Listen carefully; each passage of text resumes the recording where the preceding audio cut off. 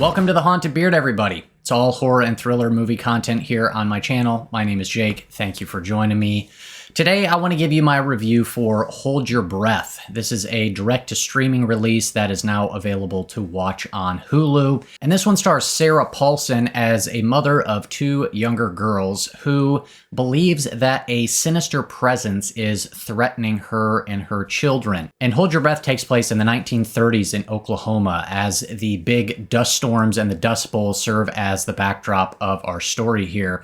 And this is a film that has some good aspects, but also has some aspects that didn't quite land for me and left me a little bit confused. So let's get into some of my thoughts. The film's main highlight for me is the performance by Sarah Paulson.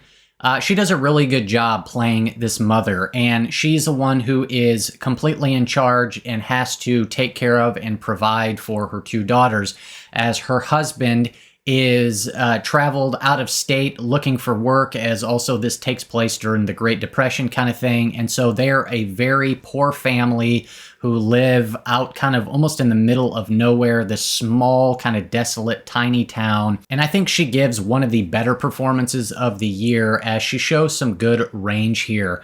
And I don't want to get into any specifics with some of the things that happen to her character and where she has to go, but I just kind of really bought into her performance. I think she does a really effective job selling this character and just giving a really strong and believable performance overall. I also really like the backdrop and the setting and the location of Hold Your Breath. It feels unique in that sense. This is not a very common time period where you see a whole lot of horror films taking place, certainly during this time and in this location. The film looks nice as well. It's got some pretty good visuals, some nice kind of wide landscape shots and things like that. And one of the main kind of horror themes it's going for is isolation, and some of the shot selection really conveys those kind of isolated feelings. So I thought that worked pretty well. And I think the film does a pretty good job with the atmosphere and just kind of the overall tone that it's going for. As I said just a second ago, gives you some of those isolation type vibes, and it kind of mainly focuses on our fear of nature, as you know, you get all these huge dust storms, and you know, people are getting sick and people are dying and stuff like that. So you kind of get just that fear of nature, of being put in this situation that you have no control over. There's nothing you can do about it. And the film also gives you a sense of paranoia, especially communicated through the mother, as you know, she's just terrified for her children and what this weather and what the storm and what nature is going to potentially do to her kids. And it looks at what all that kind of does to you mentally, and being in this isolated community and having to take care of your kids and not feeling like you're, you know, able to handle it, and just being put in this overwhelming situation. Those are the types of horror vibes that you get in this film. And this is one that is... It's just a little bit different, I feel like, of a horror film, to where some people might find it a bit underwhelming. Some people might say, you know, what, it's just the dust outside, like that's supposed to be scary. And I think the film does, it does a respectable job kind of using the fear of nature and that as a pretty significant threat. It's not super impactful, but it does a decent enough job. Where I'm a little bit more mixed on Hold Your Breath has to do with how the film kind of weaves together a few different types of horror, where you definitely get that, you know, man versus nature, kind of almost natural disaster type horror. And then it also gets into some potentially supernatural stuff as well. And then there's also a bit of like a mental illness, psychological aspect to it as well.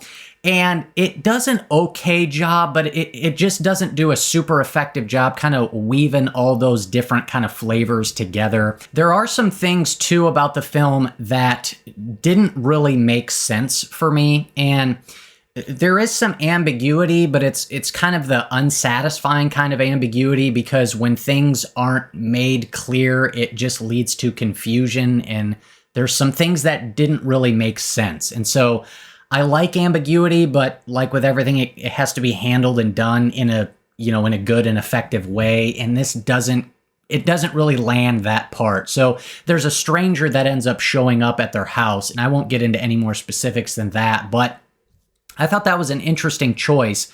But then what ends up happening with that character, and then how the film ends, and what ends up happening with the mother, I just had some questions, and some things didn't really make sense, and I wasn't really sure.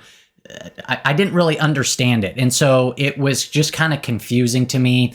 Also, the mother makes, as good as Paulson's performance is, her character makes some frustrating and borderline stupid decisions. And so that, kind of hurt things for me a little bit as well. And then how the film ends, like the last minute, I didn't really know what they were kind of going for. There's almost this sort of ambiguous note that I was like, I'm not really sure what to make of that. Again, it was just kind of unclear. So this is a film that it's kind of another one of those movies where it's like I enjoyed myself enough, but again, it doesn't do anything super memorable that I'm going to be thinking about for very much afterwards. And sometimes those kind of middle of the road movies are the hardest to review.